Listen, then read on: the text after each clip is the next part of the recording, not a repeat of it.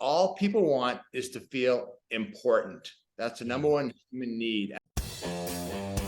Hello and welcome to Pillars of Wealth Creation, where we talk about creating financial success with a special focus on business and real estate. I'm your host, Todd Dexheimer. Now, let's get to it. Hello and welcome back to Pillars of Wealth Creation. I'm your host, Todd Dexheimer. With me, excited to have Jeff Donatello. Jeff, how are you doing today? Hey, can't complain.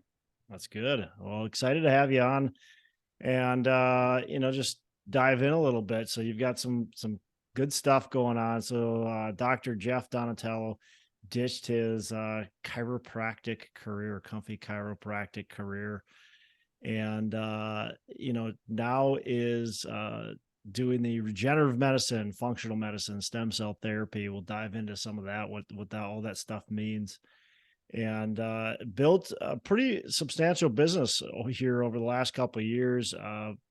Prior to hitting the record button, talking about having no income at the start of COVID, and now having an 8-figure 30-employee company called Center for Wellbeing.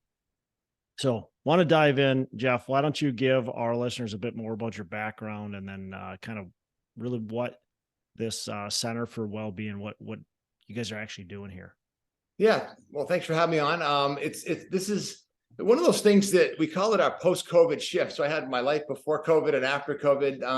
Was into chiropractic almost 20 years. That was my profession. That was kind of who I was. And then I realized that it's a great way to help people. I was always more entrepreneurial, and I always wanted to take it to the next level. What could I do to help more people and to also have a larger business where I wasn't so dependent upon me? Right. And so I retired my license 8 years ago. I'm also board certified in functional medicine, and I'm a clinical nutritionist. So I always worked in that metabolic world. And it was something that led me into being able to talk to doctors all around the country. And I'm always about what's next. Right. And the regenerative world just showed up, and I was able to jump into that around 2017, 2018, around the same time you started this podcast. I was trying to vet out different doctors in that world. And we really, really helped a lot of people. So the regenerative world going into COVID, stem cell therapy, right, which a lot of people don't really get, and we can get into that a little bit more, kind of combine the business with the healthcare, because that's kind of what's unique about my background, because we were able to take a situation that was fairly dire for a lot of medical professionals when the government said, you can't, if you're part of Medicare, you got to shut down, and they threatened a lot of different things. Yeah. And during COVID. So we really struggled, and people stayed home. We were working with a lot of older people with knee issues that just were scared, as a lot of people were. And but what happened was they stayed home, and they ate, and they ate, and they ate, and they got really heavy. There's some crazy numbers that 30 to 40% of the country kind of became obese during that time. So my background in nutrition, we started up a metabolic reset weight loss program, and it blew up. It took off, and we now have 3 offices. We're about an hour north of Boston. We have an office in Boston, and we have 2 in New Hampshire. So we really are able to help people that have inflammation. We help people where the drug world and the surgery world is not for them. And what else is there where the insurance companies aren't clamping down and saying, no, you can't do this because it's not covered. My job is to vet out the best processes available to people in the United States now, where you don't have to travel overseas, and train my staff, train doctors around the country in order to help people get better. And that's kind of my focus, and it's taken off. So explain to me a little bit more, because I'm just not well versed in regenerative medicine, stem cell therapy. Kind of explain to me on layman's terms what it's all about, and why would somebody consider it? Yeah, I think if you have a chronic injury, okay, that after 6 months, 8 months, 9 months isn't healing. So for someone that's over 35, 40 years of age, a shoulder, a neck, a knee, back, hip, whatever it is, if it's not healing, you've gone through physical therapy, you've done chiropractic, right? You go to the chiropractor every 2 weeks, and it's just not getting better. acupuncture. It's not working. Those healing arts aren't working for you, and you still have that pain. It's because there's inflammation in that joint and there's damage still. So what we can do is we can inject different types of biologics that come from different places, whether they're, some doctors still use biologics that they convert from your own fat tissue or your own bone marrow. That's called an autologous technique. I find that the shift is going to what's called an allogeneic technique. And what that is in short, it's from donors. So we find that the best quality product right now is using purified amniotic fluid. So it's from a healthy baby, healthy mom. We have a scientist that I've vetted out. We've had over 3,000 patients go through this here in our offices in New Hampshire. And it's injected. And in short, we can get deeper into it if you want, but it's injected and the healing starts fairly quickly. The average person in our office with a degenerative knee or shoulder, hip, back is going to get about 80 to 90% better in 6 to 12 weeks. And it's usually one and done. Some people come back, but it's something that if it was covered by insurance, Todd, everybody would be doing this, right? It's not. It's anywhere from $4,000 to $8,000 to go through the treatment typically. And unfortunately, if it's not in your budget, we're stuck right now. But if it is in your budget, my job is to talk to docs around the country and maybe guide people where to go, because I have other doctors around the country that do exactly what we do. And that's my goal, to help other people. That sounds like a fairly cheap procedure to fix a chronic problem. So for instance, I've had a pinched nerve between my L4, L5, and it's freaking painful. Right now, actually, I'm on fire. And it's only been 9 years, so not that long. 9 years. But is that something that like this type of thing would help heal? Potentially. It depends what else has happened around that pinched nerve, right? Typically, it's not just the pinched nerve. There's other joint dysfunction going on. So what we typically would do is we look at it under ultrasound guidance and see what's going on. If it's within if it's a disc problem, or if it's within the spinal column in that central nervous system, we don't do that. And you'll find that most won't in the US. That's a scrubbed in surgical technique, anesthesiologist. But if a lot of times that the genesis of that pain is outside of that column or that disc area, those are the people we can help. Absolutely. So it kind of depends on exactly what's going on. Of course, you're going to look through that, determine what's best. And the weight loss thing. Tell me about the weight loss thing. What is that all about? Yeah, we call it a metabolic reset weight loss program. And what it is we are usually utilizing different techniques using health coaches. We have 10 health coaches to help guide people to get back to their weight, keeping their insulin levels and their hormone levels stable using real food. And that's the biggest problem nowadays, is that there's lots of prepackaged meals. People use drugs. Ozempic is one of those new drugs that comes out that you can lose weight, but you're not doing anything to get to the habits of why the person is there in the first place. So the average person loses 20 to 40 pounds in 3 months. We have about a 98% success rate because we spend the time to actually sit down with people. And again, it goes back to economics, right? The marketing that goes into this, the training that goes into us. There's a lot of business guys and gals listening to this. We use entrepreneurial operating systems, and we can talk more about that if you want. But EOS has been everything for us to really structure our business in a way that we've been able to grow like exponentially, right? In 2.5 years to the level that we're at now, because we're really able to have really good people that work for us and keep that high quality, that standard of care where we need it to be in order to get people to be happy and refer others into our office. Yeah, so let's talk about that. I mean, you went from 6-figure to 8-figure valuation in 2 years, and you have some acronyms that you say, hey, these have changed my business, and one of those is the EOS, like you said, RPRS and GWC. So let's talk about that.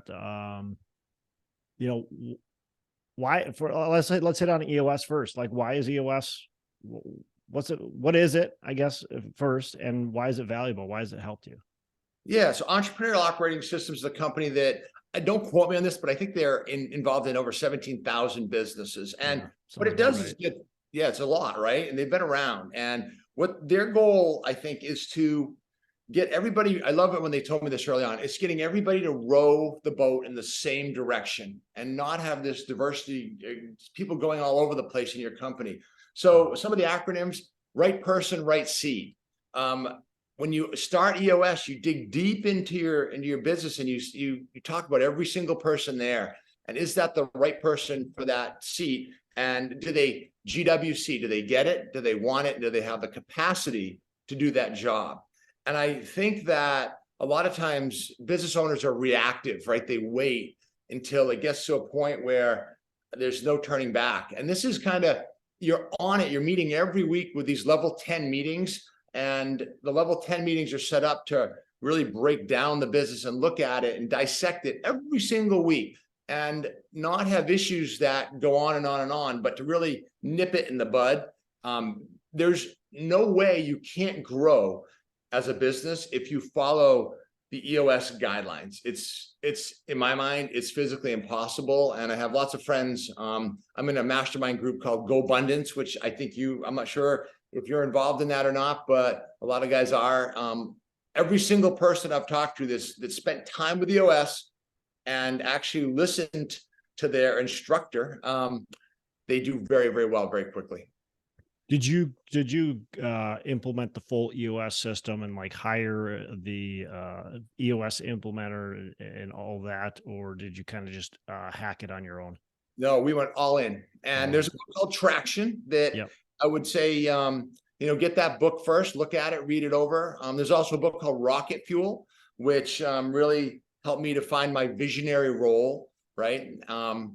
That's super important to understand what you're getting into. So I think that our implementor was vital. He comes up, flies in from Texas. His name is Daniel Himmel. He's actually a Go Abundance person from the beginning. I think he's out of Go Abundance now. But Daniel has been everything for us because it's an outside person looking at your business. It's almost a counselor, right? In short, somebody that has an unbiased view of what's going on. And you can sit down at these meetings and go, see, I told you, he agrees with me, right? And you can really look at what's happening and get an objective standpoint of someone who's been there, done that. Yeah, I think whether you do EOS or not, just hiring somebody that can look at your business from the outside, you gotta have that. Whether it's, I think the more often the more helpful. It is just so easy to get bogged down in that day to day and just, bogged down and thinking that everything is good, or wondering like, hey, what is bad, and not being able to really identify it. And if you have somebody from the outside that can see it, they're able to see it, they're able to identify it and talk to you about how to fix it. And that's just so valuable. So having somebody from the EOS to come in and look and just say, hey, this is what I see. But I think that's just, man, how powerful is that? Well, it's a coach, right? Everyone needs a coach, and it helps. It really helps if you spend the time. But you really have to take the time and be open to change. And yeah, well, that's the other key, right? You have to be willing to put in the work. You do, and what happens when you have a $1 million gross revenue to 2 million? Getting to 5 is one thing, but going to 8 figures, I think it's physically impossible, because you start to need a fractional CFO, you maybe a COO, you need HR, you need all these things. And I listen, my background is not there. I took like no business courses. I learned everything I learned from books and podcasts and talking to fine people like you. But I think that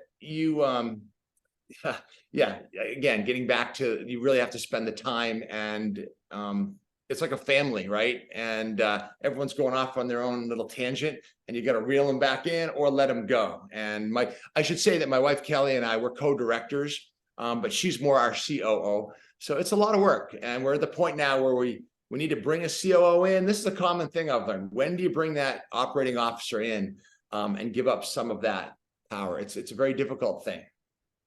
So when do you do that? You're looking at doing that right now. What's the why aren't you doing it? Why haven't you done it today? I think we're still early on. We're still 6 months into EOS, and We have a quarterly meeting coming up. Every business has its own dynamic, and I think right now my wife Kelly is acting in that role, but we're starting to take some pressure off her. And until we distill it down to a point where she's not doing as much, we don't know what we need right now. Follow me? I think we need a fractional COO. But these are, and we may have one. We're looking at a couple of people, but it's a very difficult situation to bring the right person in. As you know, every business has its unique ethos or feel. So it's hard to say. Yeah, for sure. What is it like working? You said your wife is your co-director in the company. What's it like, doing business with your wife on a daily basis? How do you survive, and how do you continue to grow with that? It's funny. Maybe you'd have to ask her that. Yeah, your answer is probably going to be slightly different than her answer. Yeah, and again, when you start off in EOS, I learned that being the visionary, they said, well, what's your job? Your job is to sprinkle fairy dust on the company and come up with new ideas. And I love doing that. But I think the biggest thing with Kelly and I is we have to know when to cut our business talk, cut it off. For example, we were on vacation in Hawaii. Hawaii's 5 hours behind. We got up, the second week was a work week. And after noon, we went to the beach and hung out. But from like 6 a.m. to noon, we were in work mode. And I think our success thus far has been that we have the ability to not carry the stressors of the business into the personal life. It's crazy. We can cut it right off. And of course, it carries over, right? Is there anything you do to make sure you cut it off, or is it just intentional, or what do you like? Is there any practice you guys have? Yeah, well, our morning routine, right? Everyone talks about morning routine, right? Miracle Morning, Hal Elrod started it. I think that our morning routine is very unique, and we have to respect each other's time in the morning. I get up like an hour and a half before her. So she would get up, I already did everything I need to do. And then she would wake up and I would like say, hey, let's go. And she's like, no, give me my time. So I think it's respecting that morning routine and knowing when, that everyone's different, and understanding that your spouse, they need their time in a different way. She likes to be more alone. I like to be around a lot of people. That for me, a stress reducer is to be around people and have fun. And she's kind of more likes to be, yoga retreat type thing. So we just have to understand each other. And we've been together now about 7-8 years, and so far so good, but we got to keep working at it. So were you guys also partners when you're doing the chiropractic business? Early on, when I met her I said, so what do you do? She said, I'm a health coach. I go, what's that? So she had a parallel health coaching business. I had a chiropractic office. We got into regen together, and we promoted regen. When I say regen, stem cell based therapies, different biologics, we promoted that doing workshops. We called it the Jeff and Kelly Show. We've done over almost 250 talks together all around New England. So we did the road show for a long time, and we did pretty well with it. But again, you got to kind of get along with that person if you're going to go on the road to promote your product. You seem like a pretty healthy guy. Obviously, what you do is a lot of health related, or all health related. But you're also running a extremely successful business. There's a lot of pressure behind that. You've got over 30 employees. You're talking about hiring a COO, all that. I mean, you're busy. There's no way you don't have a lot of stress in your life. Talk about the importance of just, your physical health, and maybe what your routines, habits are to continue to be able to be successful in the business and beyond the business. I'm glad you brought that up, because I personally feel that if I don't work out, that's my stress reducer. I would explode. It's my way of getting it out there to the universe, getting my mind relaxed. So personally, my routine, I work out with high intensity interval training workouts, weight resistance training every other day for the most part. I'm 54 now. I don't like to do resistance training 2 days in a row. I don't like to do high intensity aerobic training 2 days in a row. I've done over 115 triathlons. Wow. I used to own triathlons. It was my world with my former wife. And I've been away from that world for 8 years. I'm going to do one more try this summer. As my misogi. I'm not sure if you're familiar with that misogi technique term, right? That's the Japanese came up with it. It's that one thing you do that you'll have a 50% failure rate each year. So I'm getting back into the triathlon world. And I like to get out and do aerobic exercise at least 4 to 5 times a week. A lot of times I'll split the schedule. I like to do the morning routine where I'm in the gym for like 30 to 40 minutes, not too long. I like to get in and get like 20 sets in fast and get the heck out of there. And then in the afternoon, I'll do a mountain bike ride or stand-up paddle, something like that. What's your thought on I've heard there's always this controversy, aerobic, anaerobic, weightlifting's better for, especially as you age, like older guys, distance running or, that type of stuff will lower your testosterone and blah, blah, blah, blah, blah, all that kind of stuff. What's your thought on fitness? And is there a better type of workout than a different one, especially, I'm still, fairly young. At least I like to think I'm fairly young. I'm 41.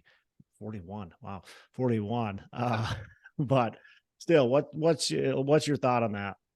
Yeah, testosterone's big for men, right? And women too, right? But men are always like, keep that testosterone up, keep their muscle strength, body composition low, fat-wise.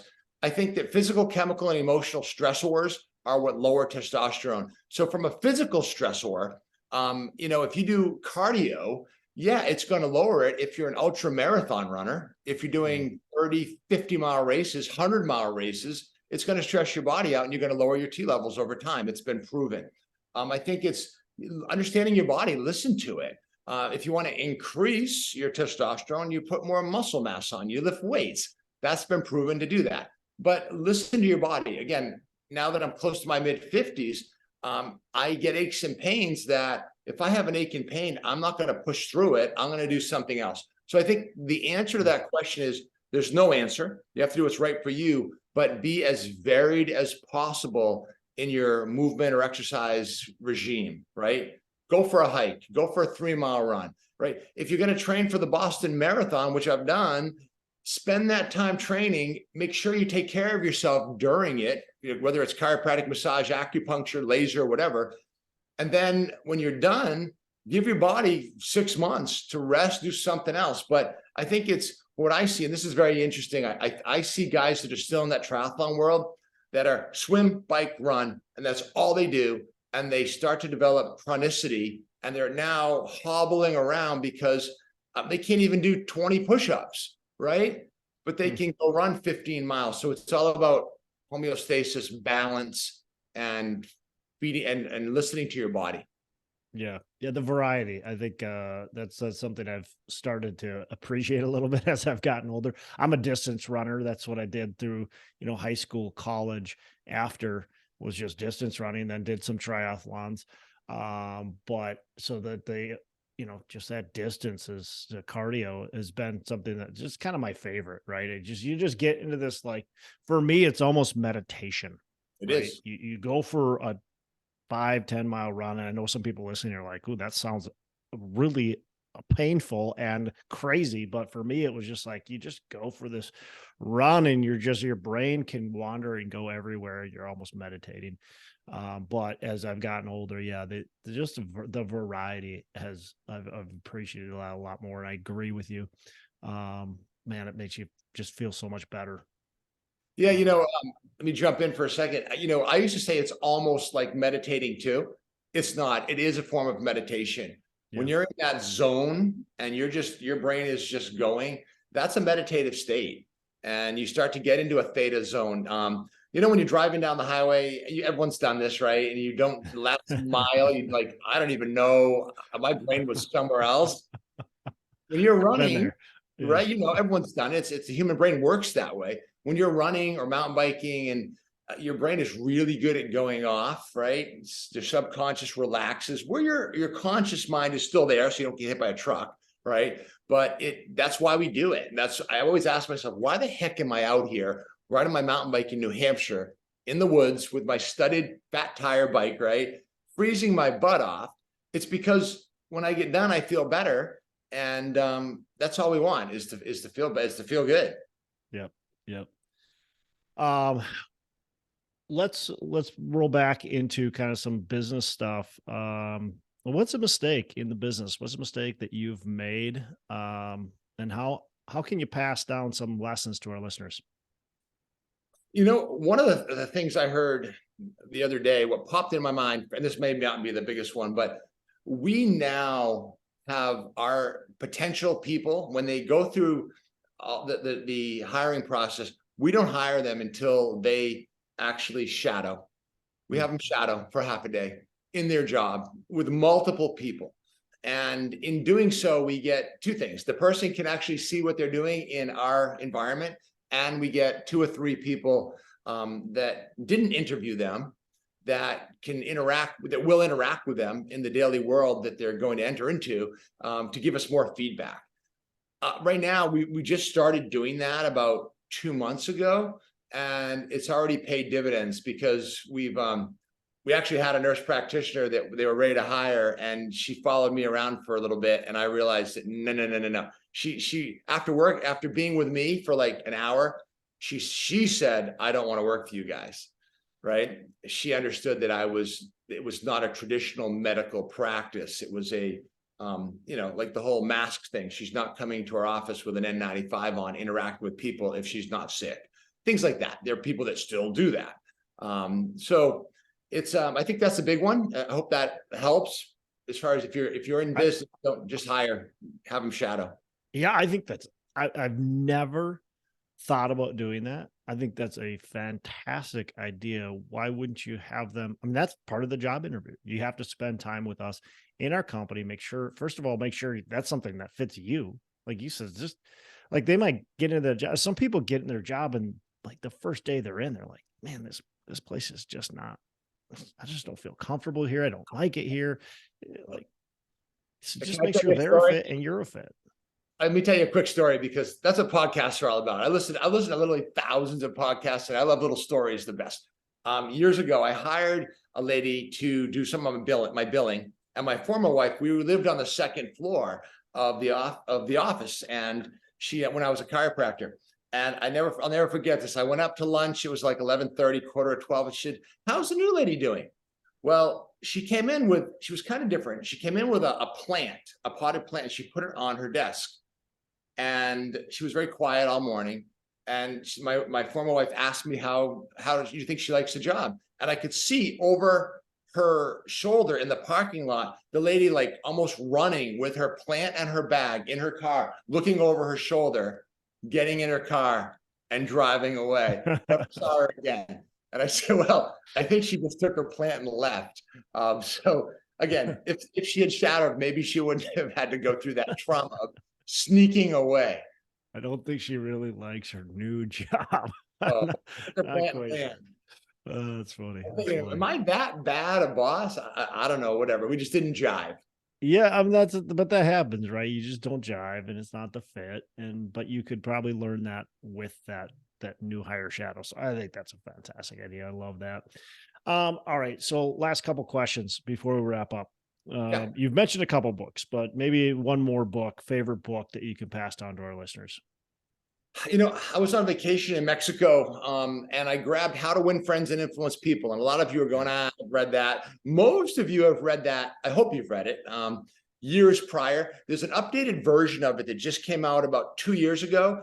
And I was on vacation and I took notes from that book. If you haven't read that book again, go back and read it with a mindset of taking notes. I still on my phone have the notes from that book. And really what it came down to is, for me, is there's a part of the book that says all people want is to feel important. That's the number one human need. And I took that away, to be listened to and to feel important. So I try to keep that in my mind whenever I get into a little tussle with anybody at work, I try to put myself in their position. Where are they coming from?